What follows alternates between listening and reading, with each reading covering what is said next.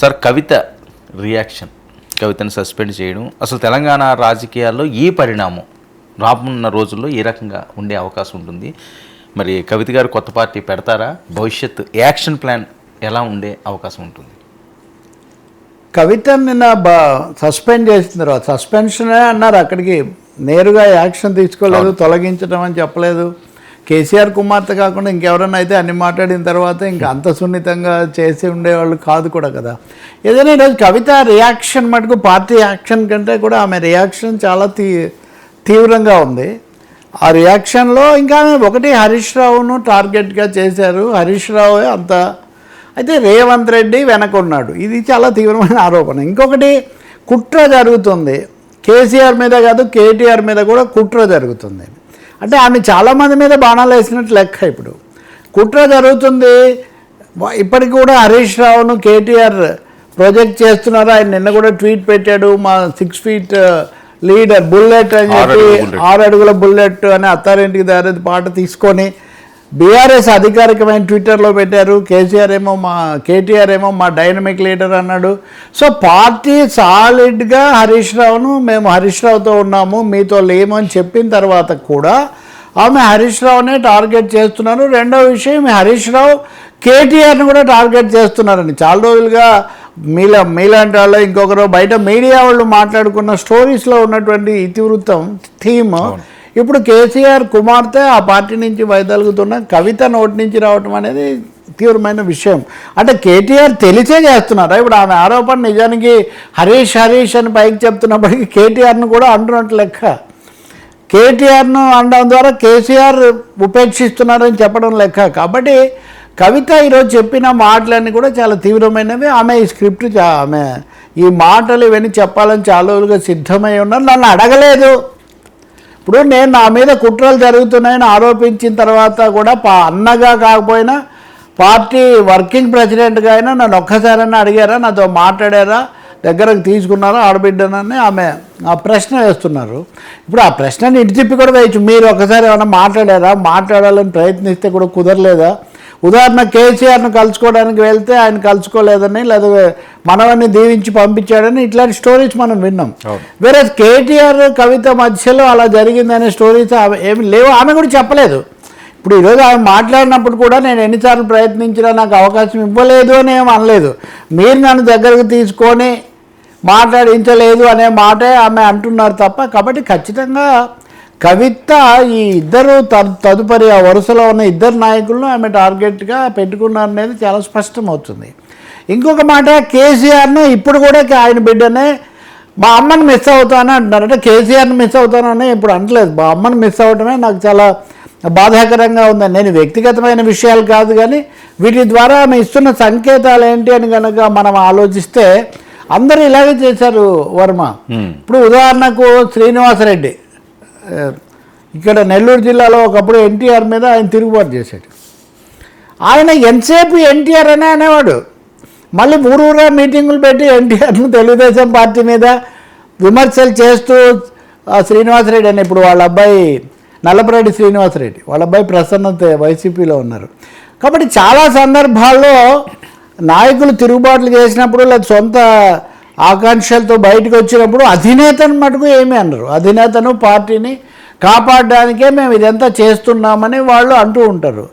కానీ చాలా స్పష్టంగా నిన్న వాళ్ళు సస్పెండ్ చేశారు పార్టీలో. మీరు ఈటెల రాజేందర్ కూడా ఆ మాటకు వస్తే నన్ను పైకి తీసింది చీర తీసింది అంత సారే, కానీ తర్వాత ఆయన ఎందుకో మారిపోయాడు. సో ఇది తప్పకుండా అందరూ అనుసరించే ఫార్ములానే కవిత కూడా అనుసరిస్తున్నట్టు కనిపిస్తుంది. కానీ అంత తీవ్రంగా ఎందుకు మాట్లాడారు? నా లేఖ లీక్ అవ్వడం ఒకటే మీ సమస్య అంటే ఇంకో విధంగా చేసేవాళ్ళు. కాబట్టి కవిత తప్పకుండా ఈ పార్టీలో నేను ఇమడలేను, బయటికి వెళ్ళిపోవాలని ఆమె ఖచ్చితంగా నిర్ణయించుకున్న తర్వాతే బయటపడ్డారనేది, వాళ్ళు బయట పెట్టారనే పేరుతో బయటపడ్డారనేది అర్థమవుతుంది. నిన్న మనం చర్చించాం, అలాగే ఇతరులు కూడా కొంతమంది చూస్తుంటే అసలు ఇంకా అధికారంలోకి వచ్చే అవకాశం లేని రోజుల్లోనే కుటుంబంలో లేదా పార్టీలో తనకు సరైన స్థానం లేదని ఆమె ఏడ్చేవాళ్ళు అని కూడా ఒక ఆయన చెప్తున్నాడు. అది ఎంతవరకు నిజాలు ఇంకా నేను చాలా విషయాలు భవిష్యత్తులో చెప్తాను అని ఆమె అంటున్నారు. కాబట్టి ఇంకా ఏమేమి బయట పెడతారో మనకు తెలియదు, కానీ ఆమె తీవ్రమైన అసంతృప్తితో ఆమె రగిలిపోతూ ఉన్నారు అనేది అయితే స్పష్టమవుతుంది. ఇంకా మూడోది, హరీష్ రావు పాపాల భైరవుడు, హరీష్ రావు మేడిగడ్డ మార్పిచ్చాడని కూడా చెప్తున్నారు ఇప్పుడు. అంటే ఇప్పుడు ఒక విధంగా ఇవన్నీ కేసీఆర్ను సవాల్ చేయటమే. కేసీఆర్ నిర్ణయం తీసుకున్నారు, కేసీఆర్ పవర్ పాయింట్ ప్రజెంటేషన్ ఇచ్చారు, కేసీఆర్ చేశారు, కర్త కర్మ క్రియ ఇంజనీరు డిజైనరు దార్శనికత అంతా కేసీఆర్ అనుకుంటే అంత దార్శనికుడు కేసీఆర్ను హరీష్ రావు స్థలం మార్పుతో సహా బుట్టలో వేసుకోగలిగినంత పట్టు ఆయన సంపాదించాడా అంటే కేసీఆర్కు అది ఇంకొక మాట కూడా చెప్తున్నారు ఆమె.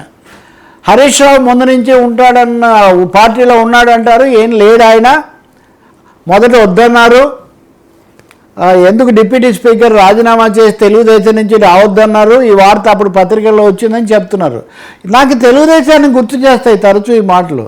ఇప్పుడు దగ్గుబాటి వెంకటేశ్వరరావు ఇప్పుడంటే బాగా తోడేళ్ళుడితో కలిసిపోయారు, కానీ ఆయన రాసినటువంటి ఒక చరిత్ర అనేక నిజాలన్న పుస్తకం చదివితే ఎన్టీఆర్ తెలుగుదేశం పార్టీ పెట్టినప్పుడు చంద్రబాబు నాయుడు ఇలాగే స్పందించాడని తీవ్రాతి తీవ్రంగా అసలు ఎవరు కావాలి ఎందుకు జరిగిందని ఇట్లా అంటే ఇవన్నీ అన్ని కుటుంబాల్లో అన్ని ప్రాంతీయ పాలక పార్టీల్లో మనం చూసేటటువంటి ఉదంతాలు, అంతర్గత తగాదాలు, వాళ్ళ ఇదేమన్నా ఆశల్లో పోటీలే ఇట్లాంటి వాటికి దారితీస్తున్నాయని చెప్పి అనిపిస్తుంది. కానీ అంతిమంగా హరీష్ రావు అవినీతి చేశాడు. ఇప్పుడు రేవంత్ రెడ్డితో ఆయన చేతులు కలిపాడు, రేవంత్ రెడ్డితో ఒక విమానంలో వెళ్ళాడట. విమానంలో దిగినప్పుడే అర్థమైపోయింది ఆయన కుట్ర జరిపాడు అని. అంటే హరీష్ రావు రేవంత్ రెడ్డి విమానాల్లో మరి కుట్రలు ప్లాన్ చేసుకున్నారని కవిత ఉద్దేశం ఏమో తెలీదు. విమానాలు నడిపేదేమో పౌర విమానయాన శాఖ అవన్నీ కేంద్రం చేతుల్లో ఉంటాయి. నేను ఎవరిని ఏమీ అనడం లేదు, రేవంత్ చాలా అమాయకుడు లేదా మోదీ అమాయకుడు, హరీష్ రావు అమాయకుడు, అది ఇక్కడ ప్రశ్న కాదు. కానీ మొన్న కూడా ఇప్పుడు ఒక చోట చూస్తున్నాను, మొన్న కూడా మీరు హరీష్ రావు మా సూపర్ లీడరు, మా మాస్ లీడరు, నాకు బాగా గుర్తుంది పార్టీలో అంతర్గత సమస్యలు వచ్చినప్పుడు కేసీఆర్ నిర్ణయాలు కొన్ని జీర్ణం కానప్పుడు హరీష్ రావు అన్నను కలిశాను, హరీష్ రావుకు చెప్పానని కూడా ఆమె చెప్తుండేవాళ్ళు. సో ముందు నుంచి ఇలా ఉందా, మీరు కూడా రాలేదని కొంతమంది అంటున్నారు. ఉదాహరణకు పార్టీ కొంచెం స్థిరపడుతుందన్న తర్వాత అన్న చెల్లెలు అమెరికా నుంచి వచ్చారు, అప్పటి వరకు అక్కడే ఉన్నారని. సో ఒకరినొకరు మీకు అంతర్గతంగా ఏం జరిగిందో తెలియదు, కానీ మీరు చెప్పే మాటలు బీఆర్ఎస్ యొక్క పునాదిని, బీఆర్ఎస్ యొక్క అంతర్గత వ్యవహారాలను అవహేళన చేసే విధంగా, ఇబ్బంది పెట్టే విధంగా ఉన్నాయంటే మటుకు నిస్సందేహంగా కనిపిస్తుంది. ఇంకా రాజకీయంగా చూస్తే రేవంత్ రెడ్డి అని అంటున్నారు, కానీ తన మీద కేసు పెట్టిన బీజేపీని కానీ ఇప్పుడు మేమే వస్తూ ఉంటున్న బీజేపీని కానీ కనీసంగా మేము ప్రస్తావించడం లేదు. ముందు ప్రస్తావిస్తారో లేదో తెలియదు. నేనేం బీజేపీని ఆమె విమర్శించాలి అని నేనేం చెప్పట్లేదు, కానీ ఆమె ఉద్దేశంలో బీజేపీ పట్ల మనం వ్యతిరేక వైఖరి తీసుకోవాలని నేను చెప్పాను, నాన్నకు లేఖ నేను రాశాను అంటున్నామే. మీరు ఆ మాటలే ఎందుకు మాట్లాడడం లేదు? అందరి మీద దర్యాప్తులు జరిపి కేసులు వేసి మిమ్మల్ని కూడా ఇంకా కేసుల్లో ఉంచింది బీజేపీయే కదా, వాళ్ళు ఆస్పిరెంట్స్ కదా. బీఆర్ఎస్ దెబ్బతినాలని రేవంత్ రెడ్డి కాంగ్రెస్ తప్ప బీజేపీ కోరుకోవడం లేదా? హరీష్ రావు బీజేపీతో కూడా టచ్లో ఉన్నాడు అంటారు. రేవంత్ రెడ్డితో టచ్లో ఉన్నదాన్ని ఇంత తీవ్రంగా చెప్తున్న మీరు అన్నీ సర్వాధికారాలు రేవంత్ కంటే ఒక 100 రెట్ల అధికారాలు ఎక్కువ ఉన్నటువంటి బీజేపీతో ఆయన సంబంధాలు ఏంటి? బీజేపీ పాత్ర ఏంటి? ఆపరేషన్ ఫామ్ హౌస్ ఏంటి? మేము మీద కేసులో నిజాలు ఏంటి? అప్పుడు ఏం జరిగింది? ఏమీ చెప్పట్లేదు. కాబట్టి ఆమె ఒక సంతోష్ను కూడా ఆయన సినిమా తారలతో ఫోటోలు దిగటము, ఆ విధంగా కొన్ని ప్రయోజనాలు పొందడం అని ఆయన గురించి కొద్దిగా చెప్పి వదిలేస్తున్నారు. రామన్నను కూడా హెచ్చరిస్తున్నారు. అంటే బీఆర్ఎస్ ఇంకా ప్రమాదంలో ఉంది, గండంలో ఉంది, కుట్రలు జరుగుతున్నాయి అనేటటువంటి రేవంత్ రెడ్డి బీఆర్ఎస్ను హస్తగతం చేసుకుంటాడు హరీష్ రావు ద్వారా అని కవిత సందేశం పంపిస్తున్నారా? అదే నిజమైతే మరి పార్టీలో ఉండి ఇంకా రక్షించడానికి కాకుండా బయటకు వచ్చేసి వాళ్ళు సస్పెండ్ చేస్తే మీరు రాజీనామా ఇచ్చేస్తారు కదా. ఇవన్నీ ఈ ప్రశ్నలన్నిటికీ మరి భవిష్యత్తులో నేను ఇంకా చాలా విషయాలు చెప్తానంటున్నారు, కాబట్టి ఆమె చెప్తారేమో చూడాలి. నేను పార్టీ కోసం పనిచేస్తే నన్ను ఎందుకు తీసేశారు, నేను బీసీల కోసం పనిచేశాను, కేసీఆర్ మీద విచారణ వద్దని నేను అన్నాను, ఇవన్నీ మీరు చెప్తూ ఉన్నప్పుడు ఆ రెండో కోణమే మీరు చెప్తున్నారు. కానీ దయ్యాలు ఉన్నాయి పార్టీలో, కేసీఆర్ చుట్టూ దయ్యాలు ఉన్నాయి అంటే దయ్యాలను కేసీఆర్ పెట్టుకున్నాడనే కదా దాని అర్థం. అందువల్ల కవిత మాటలు ఏ పార్టీలో ఎవరైనా ఇతర రాజకీయ విధానాలు వేరు, కానీ కవిత మాటలు మరింతగా బీఆర్ఎస్ నుంచి తీవ్రమైన రియాక్షన్ను ఆహ్వానిస్తున్నట్టుగా ఉన్నాయి. ఇంకా రెండవది సస్పెండ్ చేయడమే తరువాయి ఎమ్మెల్సీ పదవికి పార్టీకి కూడా రాజీనామా చేయడం ద్వారా ఒక స్వతంత్ర ఆవరణలోకి ఆమె ప్రవేశిస్తున్నారు. ఇంకో మాట కూడా చెప్పారు, నేను బాధ్యత మా తెలంగాణ జాగృతి కార్యాలయంలో నుంచే మాట్లాడుతున్నాను, ఇందులో ఏం దాపరికం లేదు. అంటే తెలంగాణ జాగృతి నా వేదిక, తెలంగాణ జాగృతి నుంచే నేను రాబోయే రోజుల్లో నా కార్యకలాపాలు ఇక్కడి నుంచే జరుపుతానని కూడా ఆమె మెసేజ్ ఇస్తూ ఉన్నారనమాట. అందుకని ఇదేదో ఒక రోజులో జరిగిన పరిణామం అని మనం అనుకోలేము. రెండో విషయం, రాజకీయ సందేహాలు, రాజకీయ పాత్ర వీటి వెనక ఎవరిది లేదని కూడా మనం ఏం చెప్పలేము. తప్పకుండా కొన్ని రాజకీయ ఒత్తిళ్ళు అందరి మీద పనిచేసినట్టే కవిత మీద కూడా పనిచేస్తూ ఉండాలి, బీఆర్ఎస్ మీద కూడా పనిచేస్తూ ఉండాలి. బీఆర్ఎస్ బీజేపీ ప్రభావంలో ఉందా లేదా కవిత బీజేపీ ప్రభావంలో ఉన్నారా? ఈ ప్రశ్న మటుకు రాబోయే రోజుల్లో వస్తుంది. బీజేపీ వాళ్ళు మాకేం సంబంధం లేదంటారు, వాళ్ళు అలాగే మాట్లాడతారు. కానీ ఇప్పుడు కానీ మొన్న కానీ ఆ ఘటన జరిగినప్పటి నుంచి మీరు ఒక్క విషయం కూడా మాట్లాడలేదు, బీసీలు అన్నది ఒక్కటి తప్ప. అందుకనే ఈ రాజకీయ ప్రశ్నలు రెండో తీవ్రమైన భాష. ఈ తీవ్రమైన భాష ఆమె సోషల్ మీడియా కూడా మాట్లాడారు. తెలిసి తెలియని వాళ్ళు అనేక మంది ఏదేదో మాట్లాడుతున్నారు, విషయం కక్కుతున్నారు. నేను ఒక మాట అంటే వాళ్ళు ఇంకోటి అంటున్నారు, ఇవన్నీ అంటున్నారు. కానీ హఠాత్తుగా మేలో మొదలైంది పరిణామం. మే నుంచి ఇప్పుడు ఆగస్టు, మరి మే వరకు ఇట్లాంటివి ఏమీ లేవు కదా. నిజానికి కవితను పరామర్శించడానికి కేటీఆర్, హరీష్ రావు ఢిల్లీ వెళ్ళిన సందర్భంలో విడుదలైనప్పుడు కూడా ఎవరు ఎలా రియాక్ట్ అయ్యారన్న దాని మీద మీడియాలో కథలు, వ్యాఖ్యలు, స్పందనలు వచ్చాయి. అందుకని కవిత ప్రస్తుత పరిస్థితి చెప్పింది, కానీ భవిష్యత్తులో ఆమె ఆలోచన ఎలా ఉంటుందన్నది మటుకు ఇంకా అస్పష్టంగానే ఉంది. అంటే ఆమె అన్ని ద్వారాలు తెరిచే ఉంచుకుంది, రాజకీయంగా అన్ని ఆప్షన్స్ అట్టి పెట్టుకున్నారు అన్నదైతే అర్థమవుతుంది. మీడియా అడిగినప్పుడు కూడా 2 రోజులు నేను విరామం తీసుకుంటాను, 2 రోజులు విరామం తీసుకొని నేను భవిష్యత్ కార్యాచరణ ఏదో చెప్తాను అని అన్నారే కానీ తొందరపడే మాట్లాడలేదు. సో ఇంటి గుట్టు విప్పినట్టేనండి అంతే కదా, పూర్తిగా ఇంకా ఇంటి గుట్టు ఏముంది, అది మొత్తం ఆమె బయట పెట్టేశారు. కేసీఆర్ చాలా ఇబ్బందికరమైన పరిస్థితుల్లో ఉన్నారు అని. ఇది బీఆర్ఎస్కు ఎలా మేలు చేస్తుంది? ఇప్పుడు కేసీఆరే అంత ఇబ్బందుల్లో ఉంటే ఆయన మాటే వేదవాక్యం అని చెప్పేటటువంటి ఆ పార్టీ మరింత ఇబ్బందికరమైన పరిస్థితుల్లో ఉంది. అది కూడా ఇదంతా ఎప్పుడు జరుగుతుంది? రాష్ట్ర ప్రభుత్వము సిబిఐని పిలిచి కేసీఆర్ లేకపోతే కాళేశ్వరం అంశాన్ని అప్పగిస్తున్నప్పుడు, పార్టీ తీవ్రమైన ఒత్తిడిలో ఉన్నప్పుడు మీరు ఈ మాట చెప్తూ ఉన్నారు అంటే మరింత ఇరకాటంలోకి నెడుతున్నట్టే కదా. కాబట్టి ఇంకొకటి కూడా మహిళల కోణం కూడా ఆమె దీంట్లోకి తీసుకొచ్చారు. ఇప్పటి వరకు ఏ రోజు కూడా మహిళలతో మాట్లాడించని మా పార్టీ వాళ్ళు, నేను తిరుగుబాటు చేశాకే, ఆ మాట ఆమె వాడలేదు కానీ నేను విమర్శలు మొదలుపెట్టాకే మహిళలతో మాట్లాడిస్తున్నారు. ఈరోజు నాకు పట్టిన పరిస్థితి రేపు మీకు కూడా ఎదురవుతుంది. సో తనది తెలంగాణ కోణం, మహిళల కోణం, బీసీ కోణం, కేసీఆర్ కోణం, అన్నిటినీ మించి కేసీఆర్ కోణం అని చెప్తున్నారు. బాగా మాట్లాడగలరు కాబట్టి ఆమె వీటిని కాస్త గుదిగుచ్చో పద్ధతిలో చెప్పినప్పటికీ కూడా రాజకీయ ప్రశ్నలు అయితే అట్లాగే మిగిలి ఉంటాయి, రాజకీయ సందేహాలు మిగిలి ఉంటాయి. బీసీల కోసం ధర్నాలం, ఇంకో విగ్రహం కోసం ఏదో చేయటం అన్నది ఎవరైనా వాటిని తప్పు పట్టరు, మహిళల గురించి మాట్లాడడం. కానీ అదే సమయంలో రాజకీయ దిశానిర్దేశం ఏంటి, మీరు ఎటువైపు చూస్తారు, ఎటువైపు వెళ్తారు? దేశాన్ని పాలిస్తూ తెలంగాణలో 3వ శక్తిగా మేమే రాబోతున్నామన్న బీజేపీ పట్ల మీకు అసలేం వైఖరి లేదా?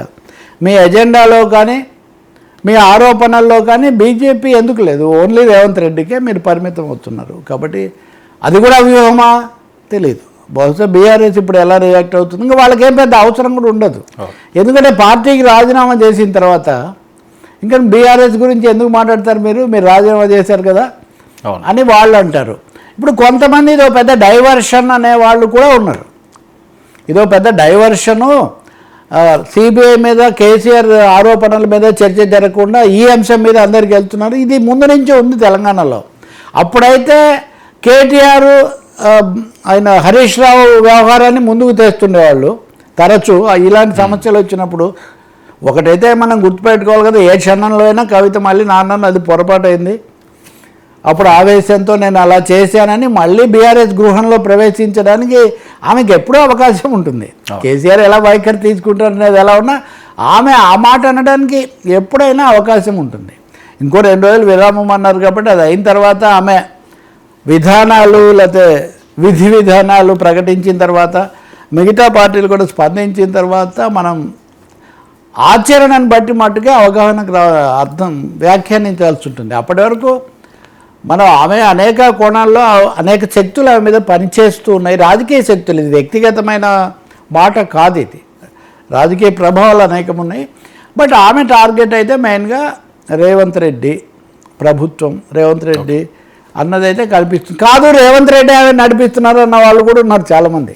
అవును, అంటే రేవంత్ రెడ్డి మరీ ఇంకా చాలా ఎక్కువ అంచనా వేసినట్టు అవుతుంది. అంటే కవితను ఆయనే నడిపించి, ఇటు హరీష్ రావును ఆయనే నడిపించి, కేటీఆర్ ఇంకా అంతే లోబడిపోయి. ఇప్పుడు ప్రశ్న ఆమె ఎంత మాట, ఒక మాట తీవ్రమైన ఏమన్నారంటే గురుకులాల్లో కొన్ని అవకతవకలు, ఆహార పదార్థాలతో పిల్లలు అస్వస్థతలు కావడం ఇట్లాంటివి జరిగాయి.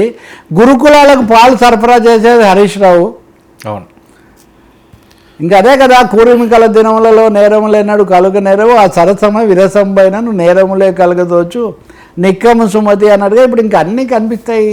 హరీష్ రావు అయితే ప్రస్తుతానికి లండన్లోనే ఎక్కడ ఉన్నాడు. ఇవన్నీ చాలా సినిమా స్క్రిప్ట్ల కంటే కూడా చాలా పక్కాగా ఈ స్క్రిప్ట్లన్నీ తయారయ్యాయి.